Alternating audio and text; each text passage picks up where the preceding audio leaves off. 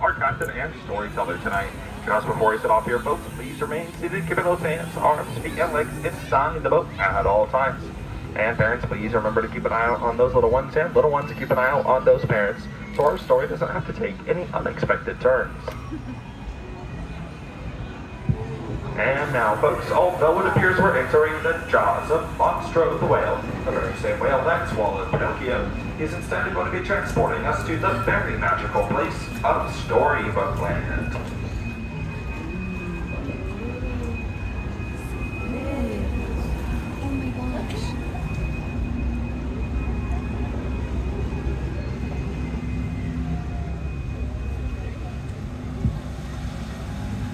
And folks, our story begins with the big bad wolf and the three little pigs.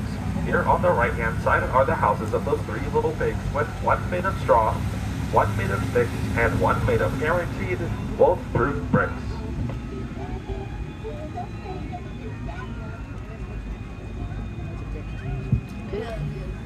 Now coming up on our left here is a quaint English village where Alice followed a white rabbit down the rabbit hole into Wonderland, where things just became curiouser and curiouser.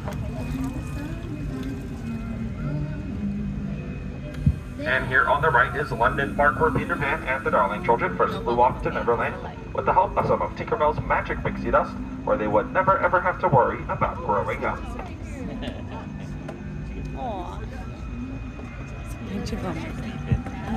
Now straight ahead is the city of Agrabah, where Princess Jasmine met a street rat named Aladdin, and the two of them fell in love, and with the help of a genie they were able to become married and live together up in Sultan's palace.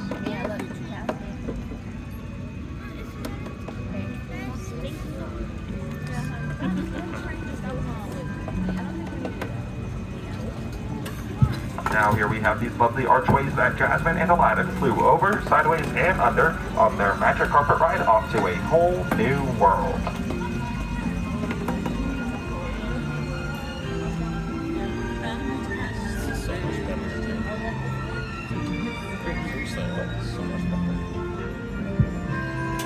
Now coming up here is the Cave of Wonders, where there's said to be some cursed treasure, but no need to worry, because in that lamp up there's a genie who will lift that curse for us, as well as grant us all 3 magical wishes, so go ahead and make a wish.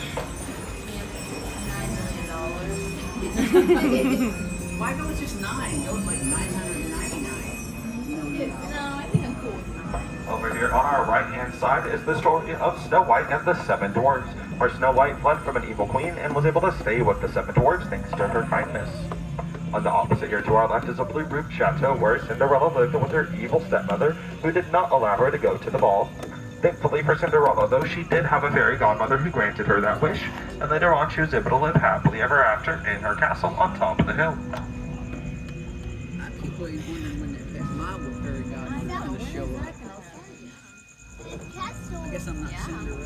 I'm Cinderella. I'm Cinderella.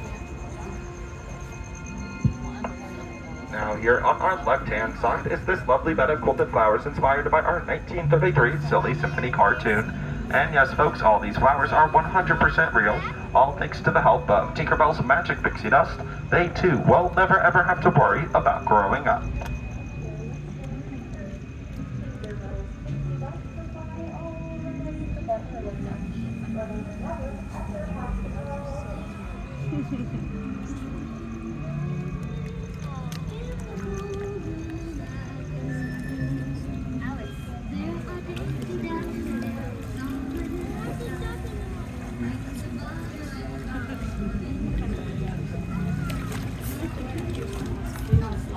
Coming up on our left-hand side here is Mr. Toad's Manor.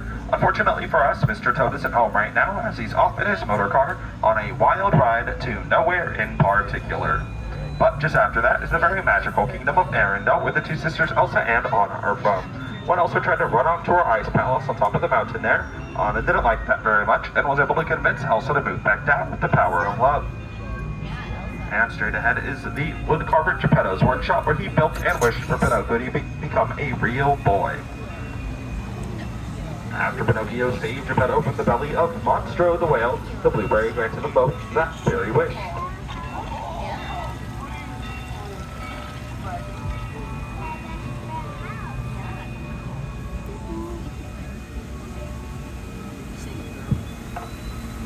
up on our right-hand side here is Prince Eric's castle, where he met a little mermaid named Ariel. Now, Ariel was not from our world, but instead she's from the underwater city of Whimsical that you'll find through this waterfall here on our left.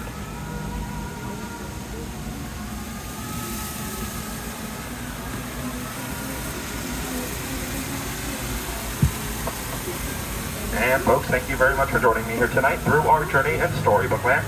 As we approach the dock here, please remain seated, keeping those hands, arms, and fingers inside the boat.